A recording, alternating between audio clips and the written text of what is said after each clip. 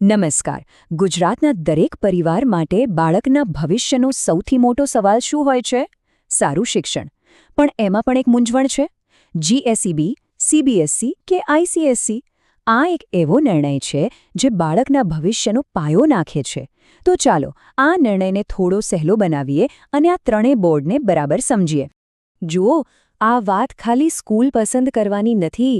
આ તો એ નક્કી કરવાની વાત છે કે બાળક દુનિયાને કેવી રીતે જોશે, કેવી રીતે શીખશે અને કેવી રીતે વિચારશે. દરેક બોર્ડની શીખવવાની એક અલગ જ સ્ટાઇલ છે અને એટલે જ સાચી પસંદગી બાળકના આખા શૈક્ષણિક અને કરિયરના રસ્તાને એક સાચી દિશા આપી શકે છે. તો ચાલો હવે આપણે આ ત્રણેય મેઇન બોર્ડ્સને સામસામે મૂકીને જોઈએ કે કોની શું ખાસિયત છે. આપણા ગુજરાતમાં મુખ્યત્વે 3 ઓપ્શન્સ છે. પહેલું જીએસસીબી એટલે કે આપણું ગુજરાત બોર્ડ, બીજું સીબીએસઈ એટલે કે સેન્ટ્રલ બોર્ડ અને ત્રીજું છે આઈસીએસઈ જે એક પ્રાઇવેટ બોર્ડ છે. આમ તો ત્રણેય સારા છે, પણ દરેકની પોતાની એકદમ અલગ સ્ટાઇલ અને સિસ્ટમ છે. ચાલો એના પર જ આપણે હવે ડિટેલમાં વાત કરવાના છીએ. તો સૌથી પહેલો અને મોટો ફરક શું છે? એ કે આ બોર્ડ ચલાવે છે કોણ? જીએસસીબી સીધું આપણી ગુજરાત સરકારના હાથ નીચે આવે છે, એટલે એનું ફોકસ ગુજરાત પર વધારે હોય છે. સીબીએસઈને સેન્ટ્રલ ગવર્મેન્ટ ચલાવે છે, એટલે એને એક નેશનલ લેવલનું બોર્ડ કહી શકાય. જ્યારે આઈસીએસઈ એક પ્રાઇવેટ બોર્ડ છે. આનો મતલબ શું થયો કે એમને સિલેબસ બનાવવામાં અને ભણાવવાની પદ્ધતિમાં થોડી વધુ ફ્રીડમ મળે છે. સારું, તો હવે આવીએ સૌથી અગત્યની વાત પર કે આખરે આ ત્રણેય બોર્ડમાં ભણાવવામાં શું આવે છે અને કેવી રીતે ભણાવવામાં આવે છે, કારણ કે સાચો ફરક તો અહીંથી જ શરૂ થાય છે. સિલેબસની વાત કરીએ તો ત્રણેયમાં બહુ મોટો તફાવત છે. જીએસઈબીનો સિલેબસ આપણા રાજ્ય પર ફોકસ કરે છે અને બીજા બોર્ડની સરખામણીમાં થોડું સરળ ગણાય છે. સીબીએસઈનો આખો સિલેબસ એનસીઈઆરટી પર બેઝડ છે, મતલબ કે અહીં ઘોખણપટ્ટી કરતાં કોન્સેપ્ટ સમજવા પર વધુ ભાર મુકાય છે. જ્યારે આઈસીએસઈનો સિલેબસ એકદમ ડિટેલ્ડ અને ઊંડાણવાળો હોય છે. હવે વાત કરીએ ભણવાના લોડની, એટલે કે પ્રેશર કેટલો હોય છે. તો જીએસઈબીમાં આ ભાર સૌથી ઓછો છે, એટલે સ્ટુડન્ટ્સને બીજી એક્ટિવિટીઝ માટે પણ સારો એવો ટાઈમ મળી રહે છે. સીબીએસઈમાં મીડિયમ લેવલનો લોડ હોય છે અને આઈસીએસઈ, જેનો સિલેબસ આટલું ડિટેલ છે, એટલે સ્વાભાવિક છે કે ત્યાં સ્ટડી લોડ સૌથી વધારે હોય છે. અને હા, ભણવાની ભાષામાં પણ ફરક છે. જીએસઈબીમાં ગુજરાતી અને ઇંગ્લિશ બંને ઓપ્શન મળે છે. સીબીએસઈમાં ઇંગ્લિશ અને હિન્દી આ 2 મીડિયમ છે, જ્યારે આઈસીએસઈમાં તો સ્ટ્રિક્ટલી ઇંગ્લિશ મીડિયમ જ હોય છે. આનાથી ઇંગ્લિશ પર પકડ બહુ જ મજબૂત બને છે, એ વાત ચોક્કસ.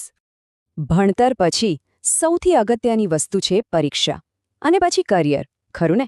કારણ કે આખરે તો બધાનો ગોલ એક સારો અને સક્સેસફુલ ફ્યુચર બનાવવાનો જ છે. તો ચાલો જોઈએ કે આ મામલે કયું બોર્ડ ક્યાં ઊભું છે. એક્ઝામની સ્ટાઇલમાં પણ જમીન આસમાનનો ફરક છે. જીએસઈબીની વાત કરીએ તો ત્યાં મોટે ભાગે ટ્રેડિશનલ એટલે કે લખીને પેપર આપવાની પદ્ધતિ પર જ ફોકસ હોય છે, જ્યારે બીજી બાજુ સીબીએસઈ અને આઈસીએસઈમાં ખાલી લખીને પાસ નથી થવાતું. અહીં કોન્સેપ્ટ કેટલો સમજાયો છે અને એને રિયલ લાઈફમાં કેવી રીતે વાપરી શકાય એના પર વધુ જોર હોય છે. પ્રોજેક્ટ્સ અને પ્રેક્ટિકલ કામ પણ ઘણું હોય છે. હવે સીધી વાત કરીએ કરિયર ગોલ્સની. જો ટાર્ગેટ નીટ કે જેઈઈ જેવી નેશનલ લેવલની એક્ઝામ્સ ક્રેક કરવાનો હોય તો સીબીએસઈ બેસ્ટ ઓપ્શન છે. કેમ? કારણ કે મોટા ભાગની કોમ્પિટિટિવ એક્ઝામ્સ એનસીઈઆરટીના સિલેબસમાંથી જ પૂછાય છે. પણ જો સપનું વિદેશ ભણવા જવાનું હોય તો આઈસીએસઈ ગેમ ચેન્જર સાબિત થઈ શકે છે. એમનો ઇંગ્લિશ પર ફોકસ અને ડિટેલ્ડ સિલેબસ ત્યાં બહુ જ કામ લાગે છે. પણ જો ગુજરાતમાં જ રહીને કરિયર બનાવવું હોય તો, જેમ કે ટેટ કે જીપીએસસી જેવી સરકારી પરીક્ષાઓ આપવી હોય તો પછી જીએસઈબીથી કંઈ સારું બીજું કંઈ નહીં. એનો સિલેબસ ખાસ આ જ પરીક્ષાઓને ધ્યાનમાં રાખીને બનેલો છે, એટલે ગુજરાતમાં કરિયર બનાવવા માટે એકદમ મજબૂત પાયો તૈયાર કરી આપે છે. ચલો હવે થોડી પ્રેક્ટિકલ વાતો પણ કરી લઈએ, જેમ કે ફી કેટલી હોય છે અને જો શહેર બદલવું પડે તો શું કરવું, કારણ કે સિલેબસની સાથે સાથે આ બધી બાબતો પણ એટલી જ ઇમ્પોર્ટન્ટ છે.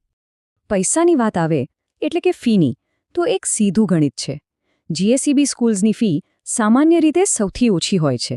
સીબીએસઈ સ્કૂલ્સની ફી વચ્ચેના ગાળામાં એટલે કે મીડિયમ રેન્જમાં આવે છે અને આઈસીએસઈ સ્કૂલ્સની ફી એ સૌથી વધારે હોય છે.